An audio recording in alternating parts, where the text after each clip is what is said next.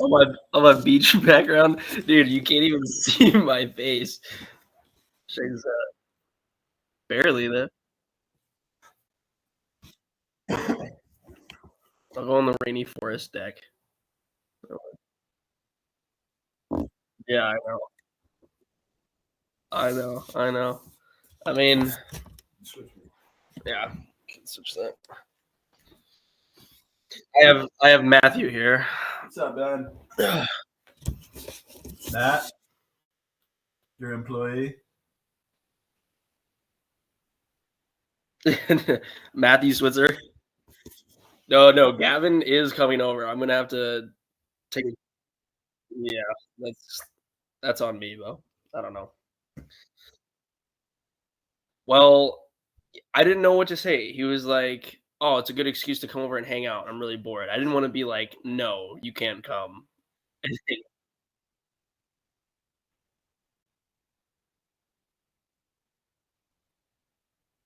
No, it was not. It was not contained. It was not contained. I thought I could contain it, and I couldn't.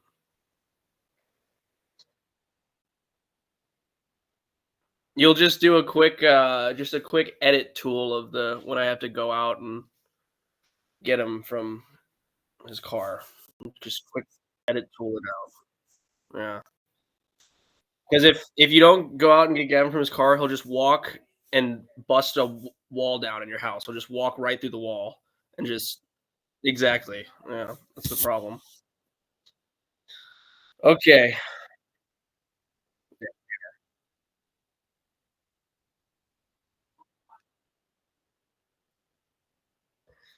Yeah. Well, I was raised Catholic, so my yeah, right.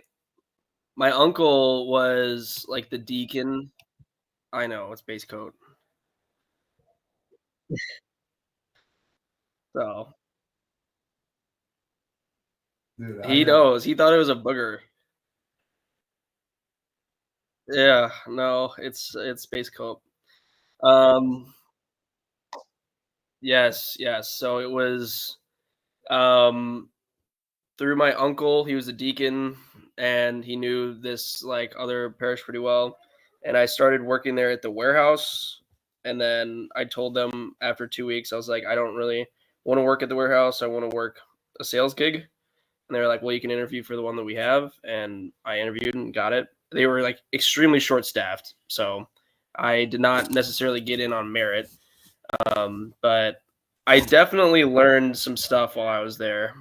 They didn't really train me much at all. I did a lot of self learning. But I think that I have a pretty good understanding of, you know, what should go into the process and what have you. No, so I never had a script.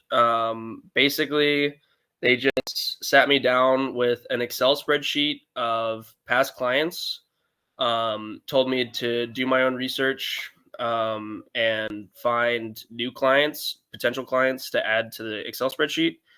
And just, well, through calling, well, this probably wouldn't, apply to you or Austin. But I would do it by calling priests and deacons in different parishes and seeing who they worked with in the past. They're always super happy to talk to me. I don't know what the equivalent would be for your guys' company. There are like call lists, things that you can pay for that will generate you numbers. Those are almost never worth it. Um, yeah, I mean, in my experience, I mean, obviously, like I said, this is a very niche thing that I was working in, but we did it one time, and I think we paid like I don't know, I think we paid like $300 or something for a list of leads, and it just did not pan out. And I'm sure it's like a luck thing too, but it was just a super huge waste of money. The thing about self-generating your own leads is the best thing to use. Absolute best thing is Google Ads, and like that is the way to go. You can like Facebook ads are okay, but Google ads are like the best thing to do for leads. Commercial, residential, whatever you're doing. I know you're going to be working pretty much solely in commercial. Um, but yeah, Google ads and then um, advertising space. No, it was on in a magazine. Yeah, it's called Liguori Publications.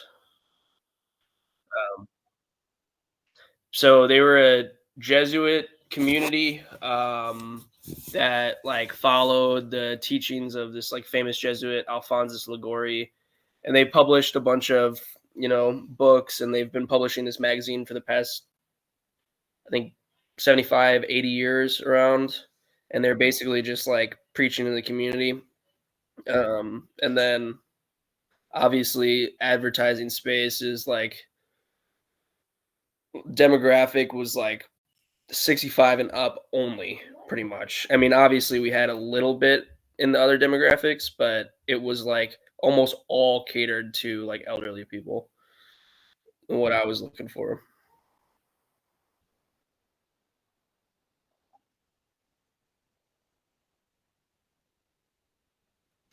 Um, yeah.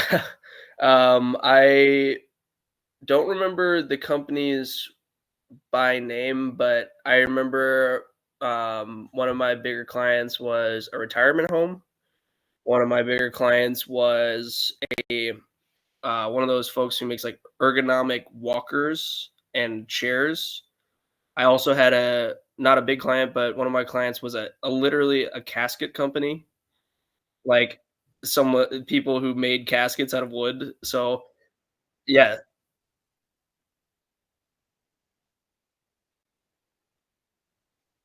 yeah, no, seriously. So those were the people who wanted to advertise with us just because like they know obviously these people are going to do research into the market demographics before they choose to advertise with us.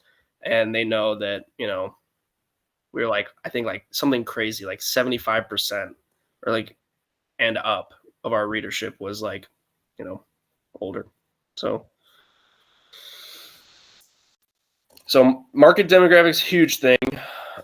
And if you get your hands dirty in Google ads, you'll be able it's actually really cool. You can kind of tinker with that kind of stuff because all of everyone's data is recorded on Google. So Google knows how old people are when they're searching the web. They know, obviously what they're interested in, what their previous searches are. So you can set parameters of the demographics that you're looking to target on Google Ads and actually target those specifically, with whatever ads you're paying for.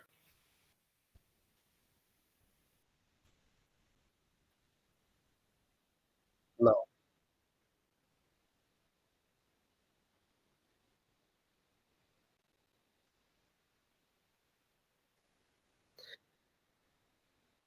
Yes.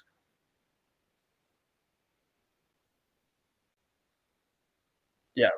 It's That's what I would say.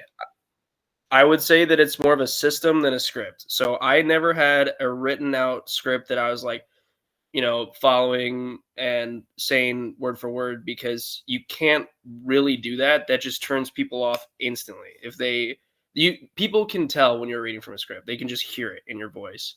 So what you need is instead of a script, you really need like an outline of what you want to say. So like have a rough idea of how you want the conversation to go and try to steer the conversation that way. So like um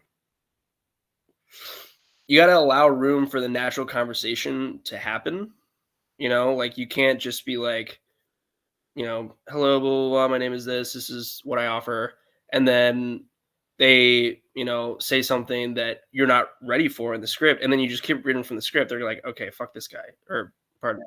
I don't know. Yeah, yeah,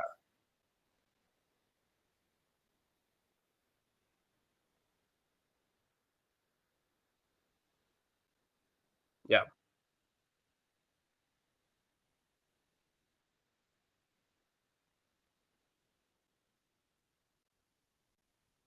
That's it. Yeah. Right.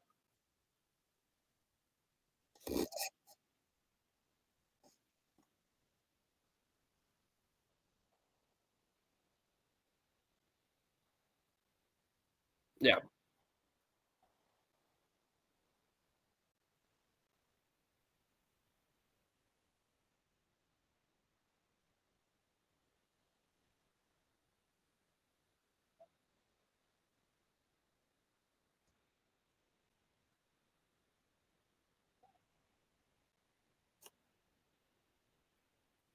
Yeah.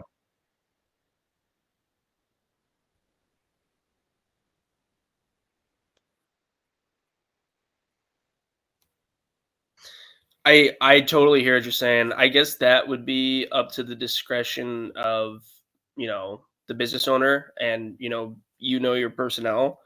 I think that if you got guys that you have cold calling and they're not able to actively listen and they're not able to kind of tailor their responses to whatever the customer would say, then yeah, I mean, just try and bang out the best script that you can that, caters to your demographic that you're looking for. But if you like, I don't know, I'm sorry, I'm forgetting his name. The fellow that you've got coming on to do some cold call, Aaron. Um, I I figure that if he wants to practice cold calling and like actually wants to get better at sales, I would recommend that he don't follow a word for word script.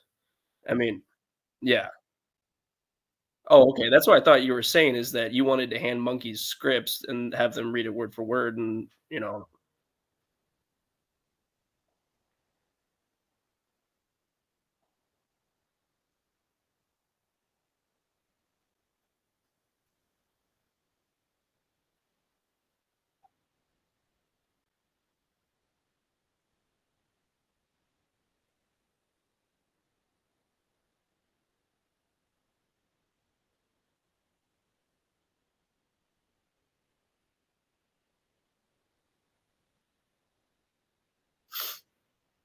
right. Yeah. Yeah.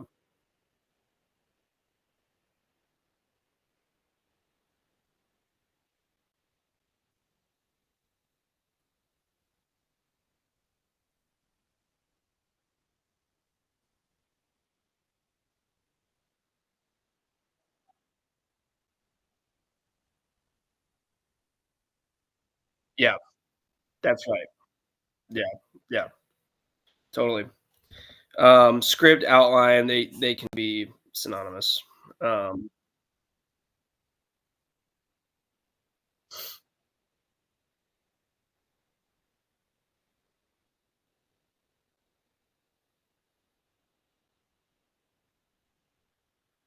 yeah. Yeah. Well, when it comes to the actual call, I would try to do as much or well, before the actual call, I would try to do as much research as I possibly could about the company or individual that I was calling. I'd try to figure out just like, what do you mean where? Right? I would just look through their website, and you know, read reviews, any source of information that I could glean off of just like Google. I would try to get that before I called. So it's obviously very beneficial to know the name of the guy you're calling. Sometimes that's not possible, but that helps a lot with just moving the conversation forward into a place where we want it to be. Um, like I feel like it's definitely I don't know, I just took, like, a personal approach to the call. So, like, say I was calling, whoever the heck in some church, and I knew his name was Brian, I would be like, "Hey, Brian, this is Ray. I, looked into your company a lot. I've learned about your company, and this is what I am able to offer you."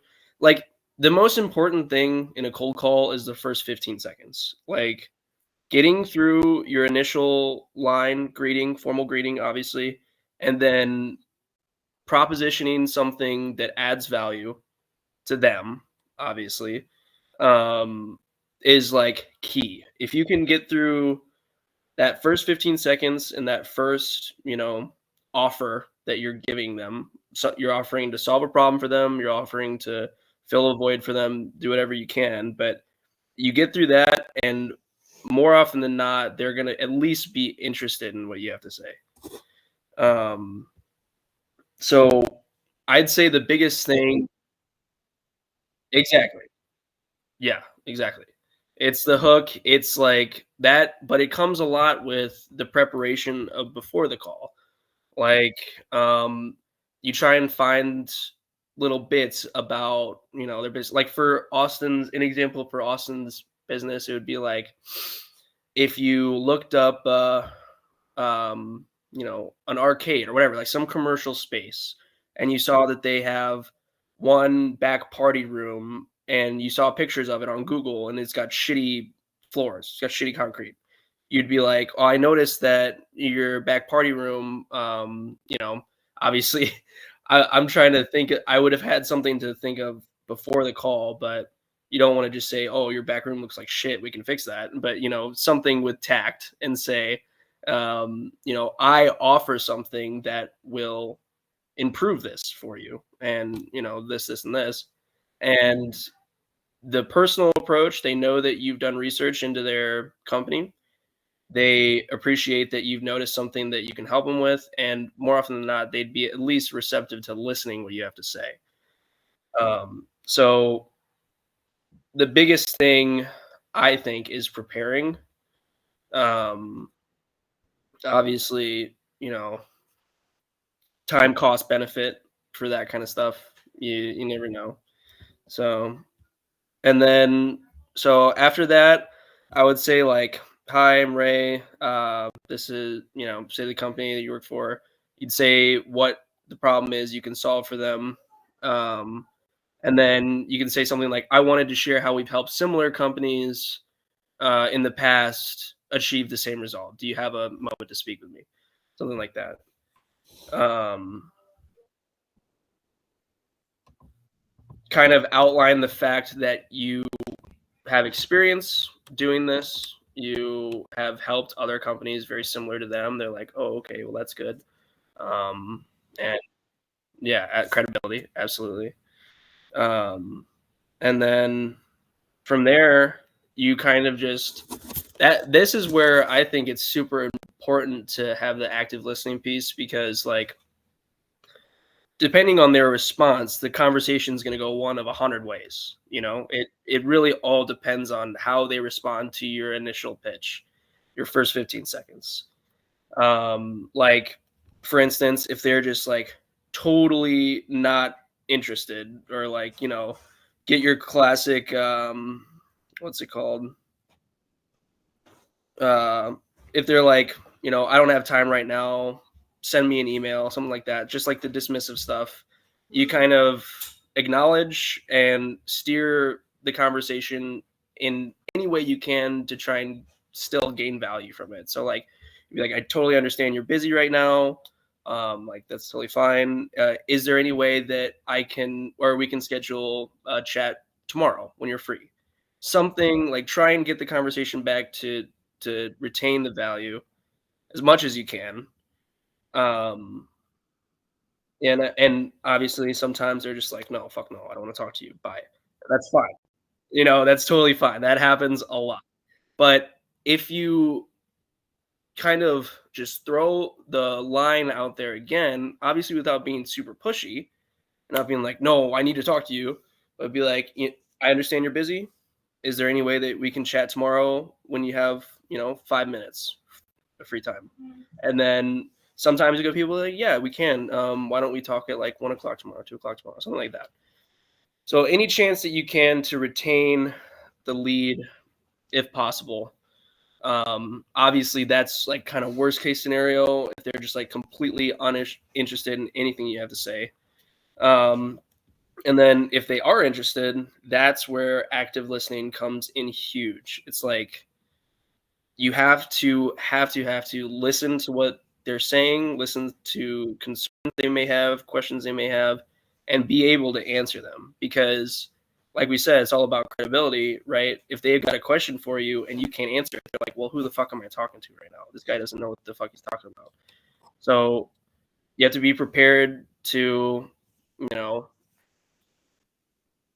edit what would be an outline or script and just kind of try and steer it in the way that is beneficial to you.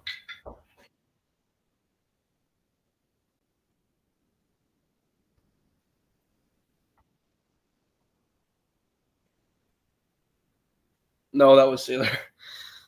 Might as well be.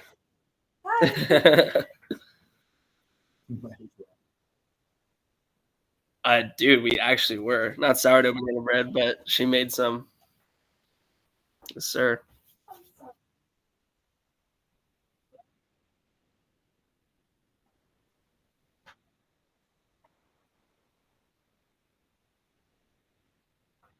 Absolutely. Yes. That stuff is like that kind of information that you have in your back pocket on these calls is literally like ammunition. Like if you think that the call is, going a little bit stale or there's not a lot of interest, that is when I would bring that stuff up and chum the waters, just like you said, and kind of try to present them with a problem they might not even know that they have, but one that I can solve. So it's exactly that. It's like with that kind of information that you're able to glean from your research, you keep that in your back pocket, especially on these, with these commercial guys that you might be working with. They're thinking, why the hell do I want to work with this guy? He's just calling me out of the blue. But if they know that you've done research and you're able to help them with something they might not have even known they needed help with, they're like, okay, maybe I should give this guy some of my time because it sounds like he knows what he's talking about.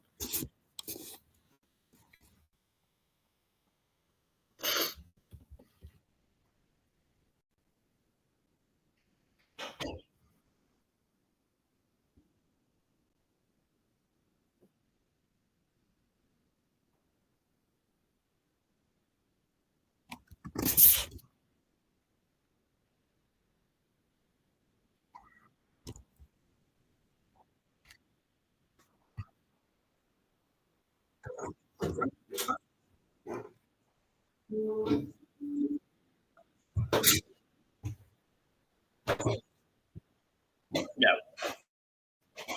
Yeah.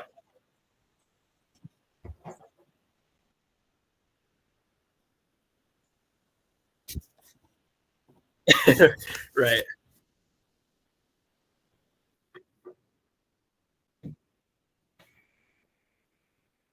Yeah, absolutely. I guess when it comes to putting your finger on their pulse, it's like you gotta be intuitive in reading tone, in reading kind of just the general, for lack of a better term, the feel or vibe of the conversation. So, like you and I would know well if a sales pitch is going well or not. We could probably just tell by the body language or the tone of whoever we're talking to. For someone who is not able to do that, honestly, I feel like that just comes with practice. Like having to be able to read people over the phone. Oh, thank you so much. I appreciate that. But yes, you're 100% right, or whatever Jordan Belfort said is 100% right. Like, if you are able to understand that they are interested, that's when you like kind of dig in a little bit. Obviously, you still don't get super pushy, but you double down on the value that you're offering, or the proposition that you're offering, the value that you're bringing to the customer, and you just kind of the tone of whoever's cold calling is very important too. Like your tone has to remain confident, collected. You don't want to like kind of rush over yourself and get a little too excited. But also like friendly. You don't want to have someone on the line and they're like kind of interested, and then you get a little bit too aggressive, and then they're like, "Whoa, okay, this has gotten to be a little bit too much." Um, so it's about maintaining like a balance where you're still pushing, but you're not like going super hard and pushing them to breaking point. Like buy this, obviously. It just takes a little bit of finesse, I guess, with conversation and what have you. It's a hard thing to teach someone to be able to do because I'm sure it is possible. And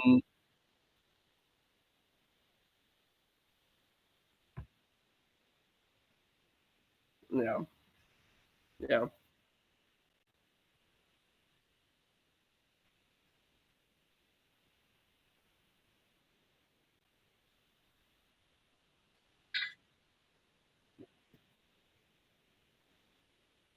yeah,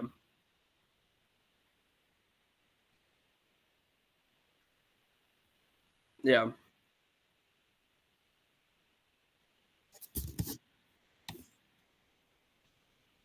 I think another thing that would be important to note is recognize that every single call you make is different. That's something that I kind of tripped over myself with when I first started is I was kind of treating everybody as if they were just like this generic person over the phone. And that's like the last thing you want to do. You have to be able to recognize like, okay, this guy is a little bit more receptive. I might be able to push a little bit more with him. And this gal is receptive, but she's not sounding enthused. She's not sounding like stoked. So kind of take a little bit of a softer, gentler approach with her or whatever. You can't go into a call thinking it's going to be the same as your last call because everybody you're talking to is a different person, you know?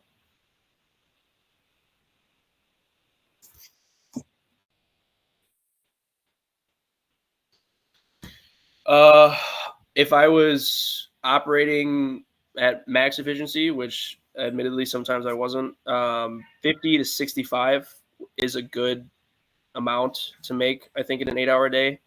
Because if you are able to kind of hone your skills, your conversations should be gradually getting longer and longer as you go on. Like initially, if you put a person who's never cold called and you sit them down and have them start cold calling, even if they read a lesson plan or whatever, they're not going to have the initial confidence to maintain and carry on a conversation for a long period of time. They're going to have someone say, "Send me an email," or "No, I don't have time," or "I'm not interested," and they're just going to be like, "Okay, thank you, bye." Because that's just how it goes when you don't have confidence. You don't have the confidence to try and steer the conversation in a different direction, where you're like, "I acknowledge that, or I understand that you're really busy right now, but if there's any time we could chat later, this isn't this." They just don't have the confidence to do that yet. So initially, they might be going through more calls than 50 or 65, just because they're getting fucking hung up on all the time. And that's just how it goes.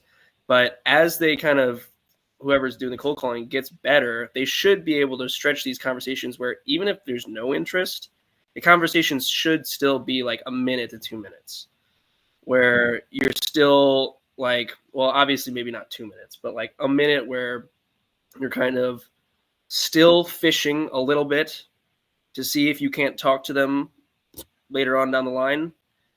Um, and like I said, there's those people who are just like, no, I don't want to talk to you ever again. That's fine. You know, so a year. Yeah,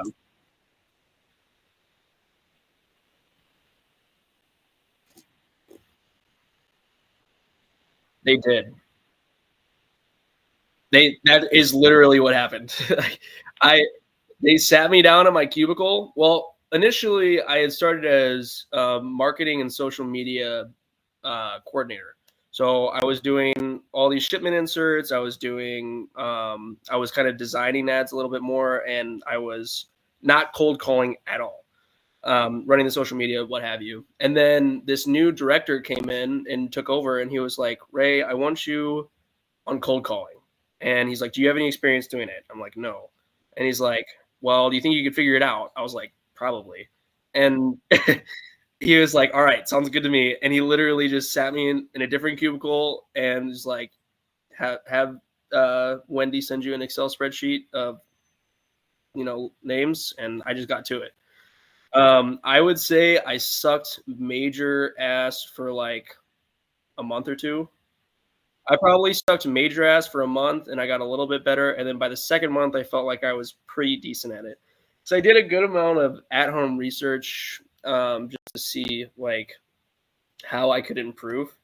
And what I'm kind of bringing up is a lot of what I gained just literally over like Google, YouTube videos, and books. So,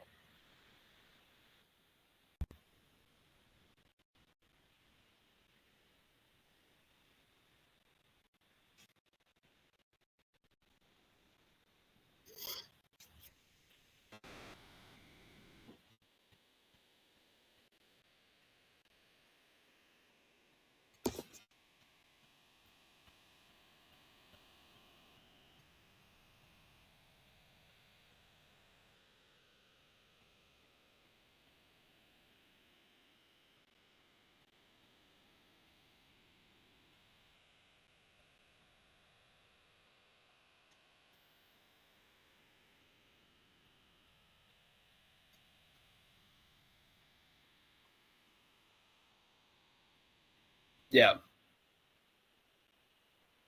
Yeah. I did have a little bit of a prior call list, from that Excel spreadsheet that existed. But other than that, yeah, it was self gen, Google ads, stuff like that.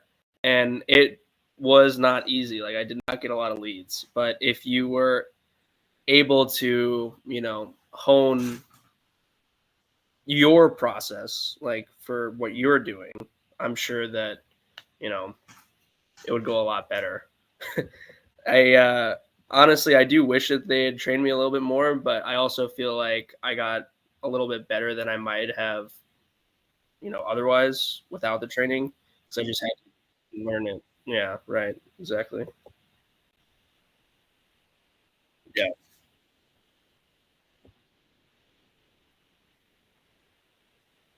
right. Yeah.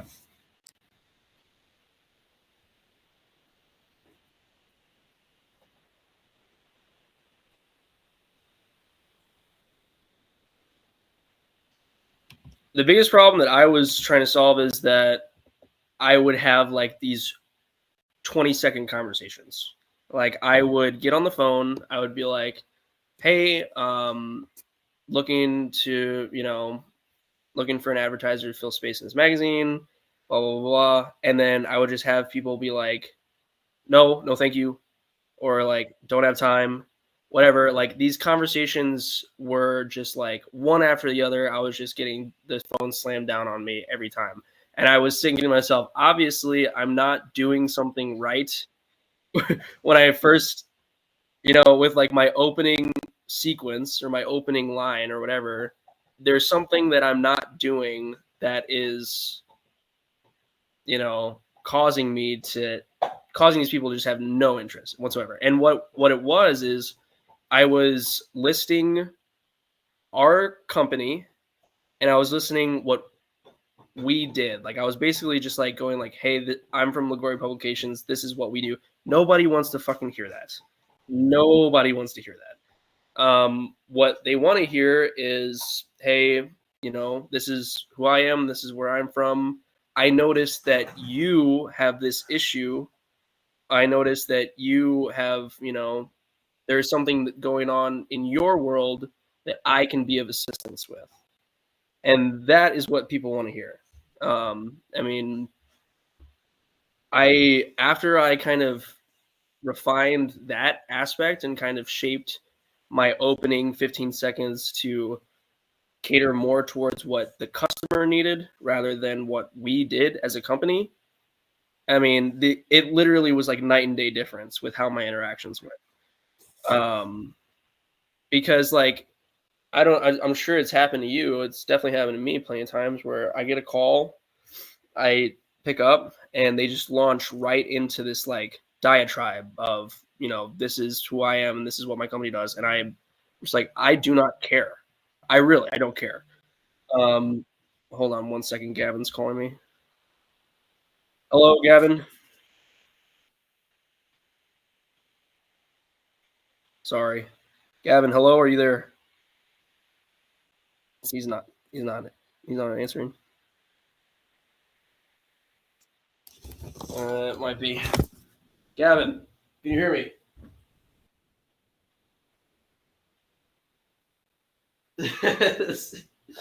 I'm just gonna text him and say couldn't hear you. But yeah, so that is definitely like the main takeaway that I would say is like huge for me was making that shift. Oh my god, he's fucking calling me again. I'm sorry. I'll be right back.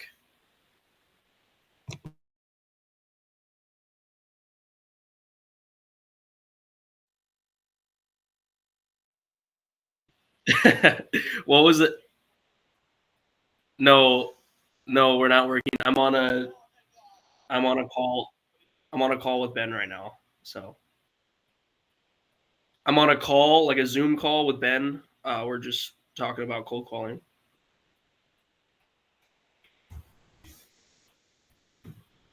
No. Okay, well, sorry you had to do that, but we'll see you soon. All right, peace.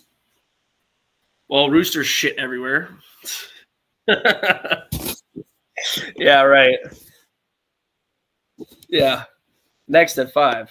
Um okay, I lost where I was. Um yeah, night and day difference between just like how people responded to me after my main focus was adding value to what they have or giving them something, trying to solve a problem for them.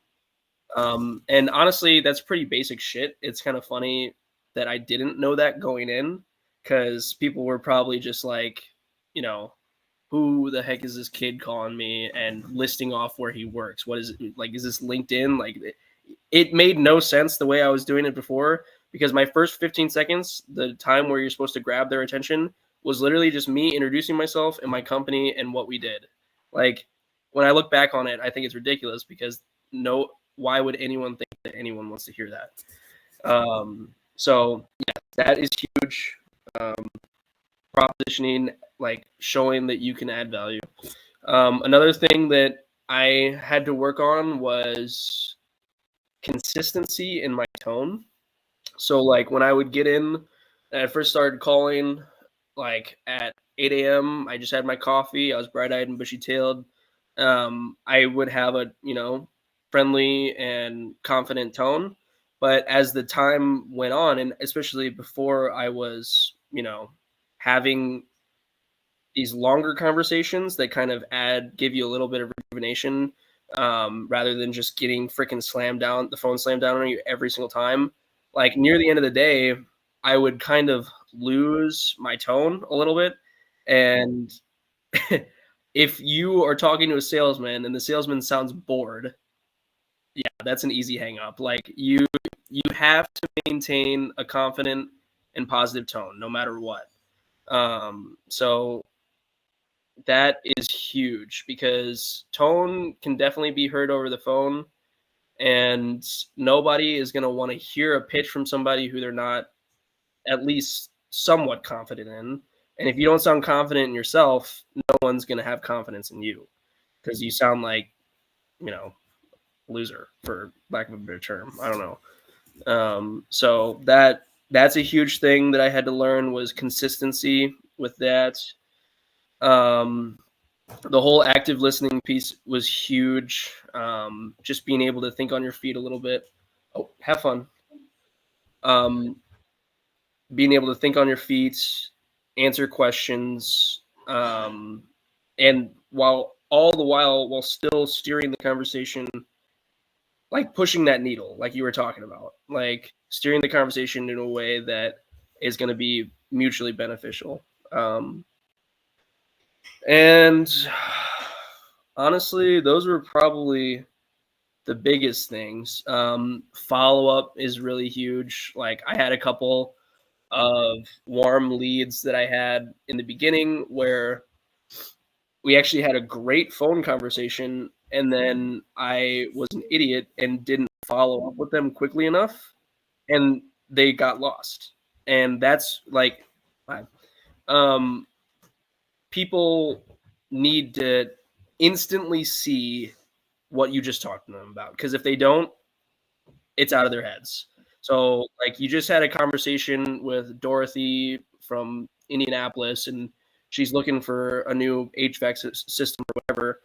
And you talk to her on the phone, you have a great conversation, and you hang up the phone. She's got to, you got to realize she's going to go about her day continuing work. If she doesn't instantly see an email from Ben Robinson, hey, this is what we outlined on the phone call. This is, what I'm able to offer you in your business. Please, if you'd like to schedule up a follow up with me, give me a call anytime or whatever. She doesn't instantly see that, your phone call, as good of an interaction as it might have been, is going to get lost in the rest of her day. She needs to see and have something that will stay on her Google or Gmail, Ben Robinson, HVAC installer, whatever, so that she can not just have a mental, memory of what happened. She'll have something that's actually in front of her that says, oh, yes, this happened, and I can call this guy, whatever. So follow up is super huge. Um,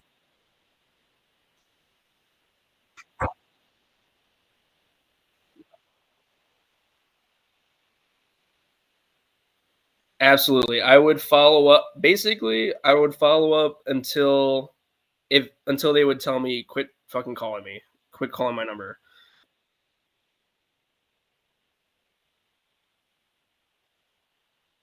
Yeah.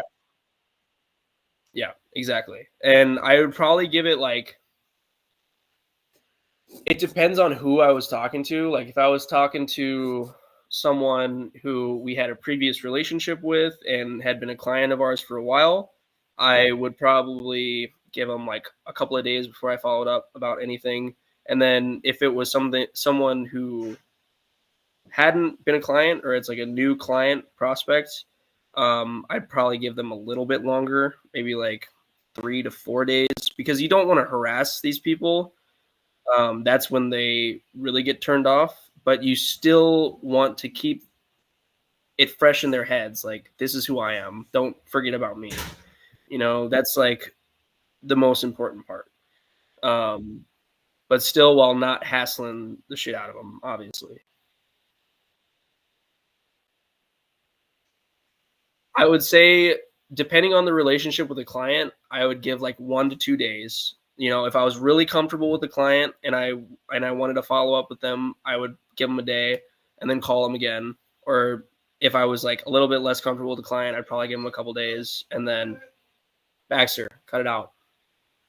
And then if it was a new lead, somebody I wasn't comfortable with at all, I give like anywhere from like 3 to 4 days to like a week, depending. It all obviously depends on your schedule that you have, and the schedules of whoever you're talking to.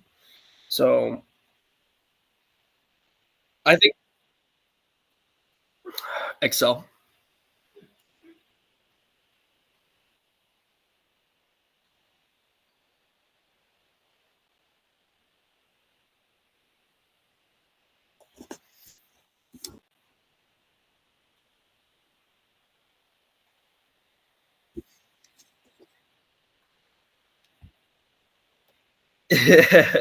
Yes, I definitely did a little bit of research on CRMs.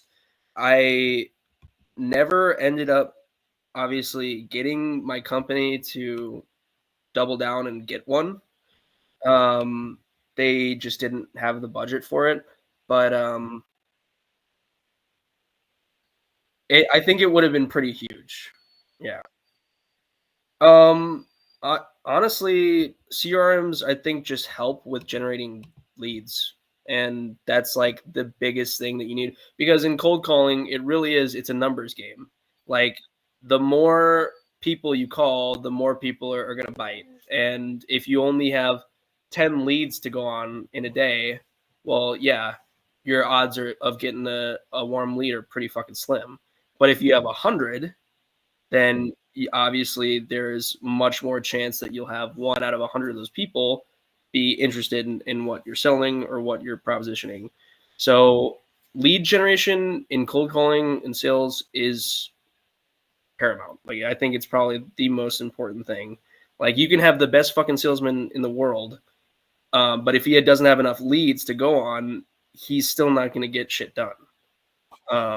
Now, if you had a guy who is a decent salesman, not the best, but not the worst, and you had him on 100 leads, he will probably get just as many leads as the great salesman because when it when it comes to cold calling and you're not actually specifically seeking people out and setting up in-person meetings, stuff like that, it's like you luck into someone who's looking for what you're offering, or you're able to convince whoever you're talking to that they are looking for what you're offering. So it really is just a numbers game. Obviously, skilled salesmen will do better. That's not what I'm trying to say, but um, it's more numbers than skill, in my opinion.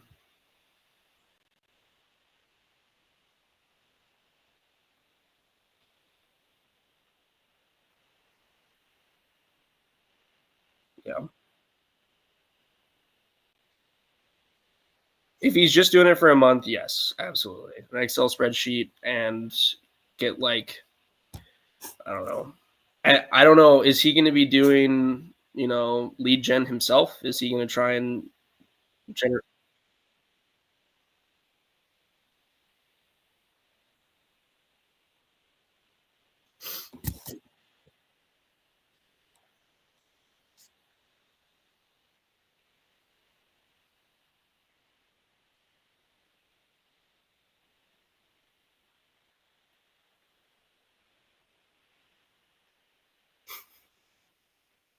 Okay.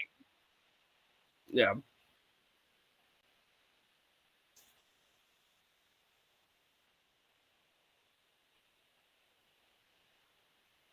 Dude, What the hell? I want to do that. Gavin seems super stoked about the Smiths. He's like, dude, I gave all the Smiths my business card. Like, something's gonna come of it. I was like, fuck yeah, dude, let's go. Is yeah, that's him. That's definitely him.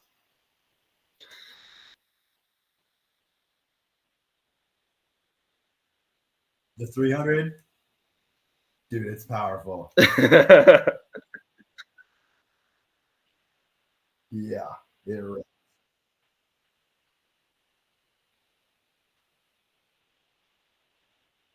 dude, I know it rips. I love it. Yeah.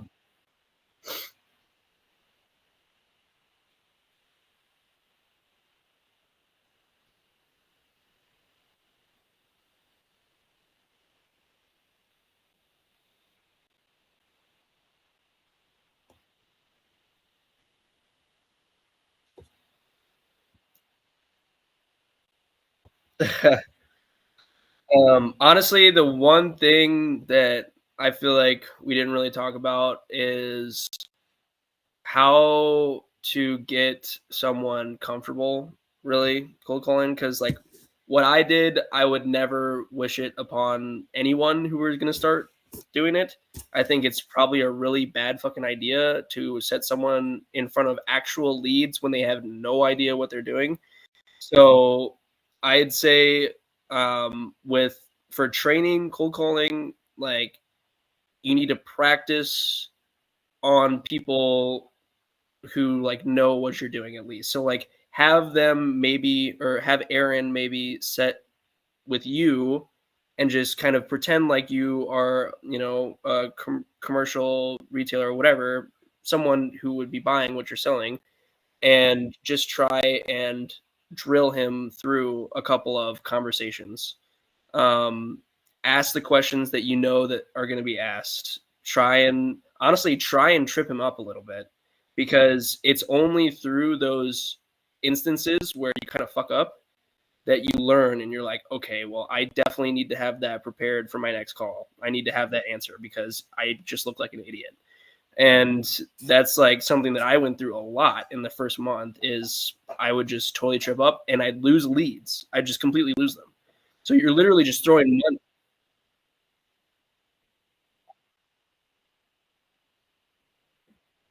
Yeah,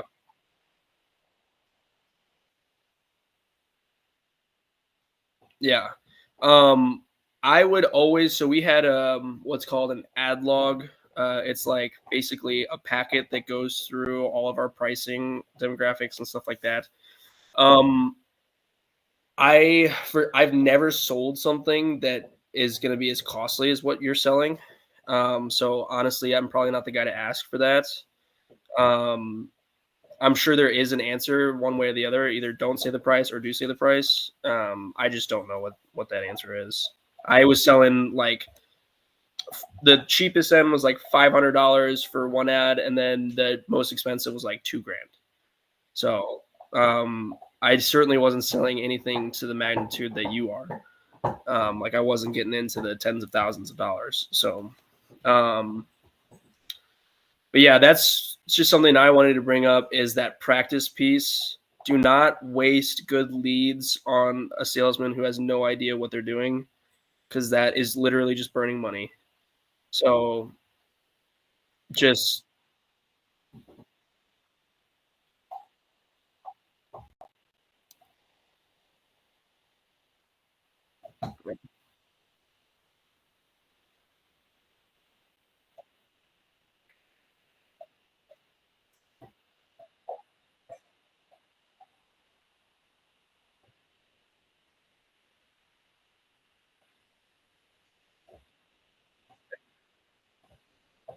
that's not, yeah, that is the last thing. Yeah, absolutely.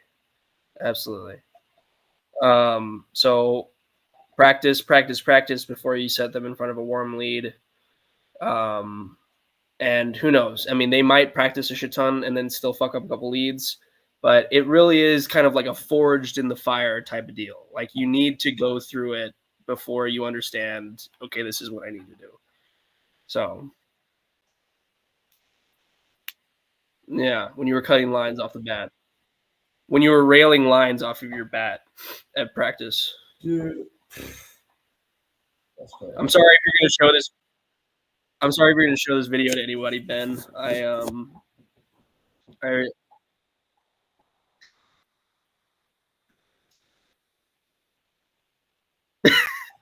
you will be sued.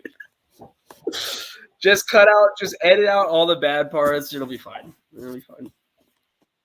You could give a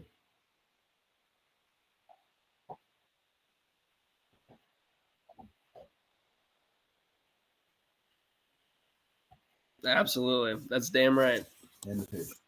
Paycheck.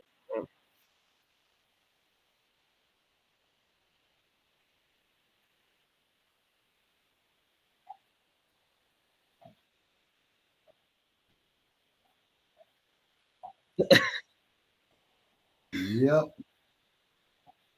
Dude, I don't even mind. I needed the money. Oh yeah, we should be out of here by like 3 o'clock. Oh yeah. Yeah.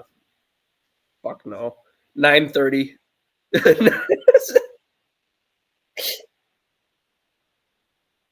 Oh shit. Yeah. I don't know. Lag on my end, I guess. Yeah.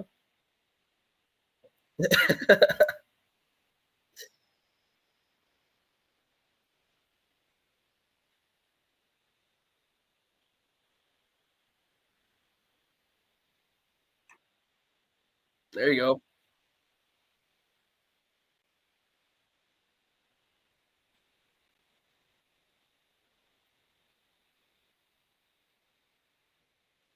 Yeah.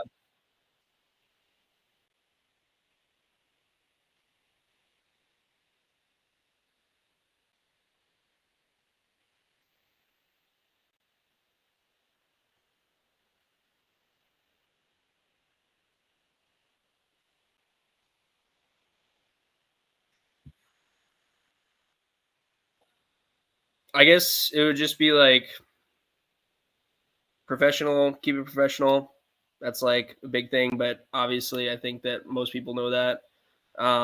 Keep it courteous and yeah, prepare. Preparation is super huge. Um, listen. I'd say if you wanted to like boil it all down to like 3 points, it would be like prepare, listen, and like be confident. I don't know. There's obviously a better way that you can put that. That's a little bit more catchy, but those are like the three biggest things because if you're prepared, you know what you're talking about, you know what they need, you'll obviously sail through the conversation. If you listen to what they're saying, you'll be able to answer any questions that they have, and they will gain more confidence in you throughout the interaction. And then, obviously you want to be confident in everything you're saying. So just sounding confident is huge. Those are, I think, the three biggest things to focus on. Um, yeah.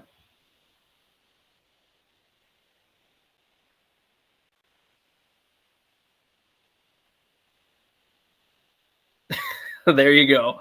I can't wait for Holly to watch this and just say, this guy has no fucking idea what he's talking about. He is a fucking idiot.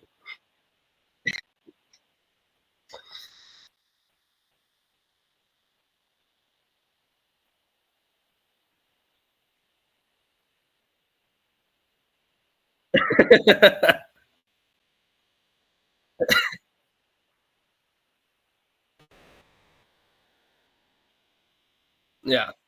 Dude, honestly, ChatGPT is a huge resource. Like,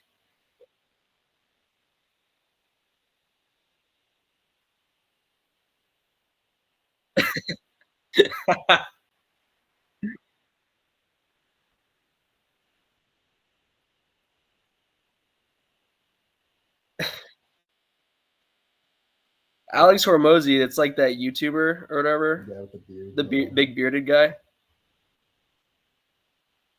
Yeah, yeah.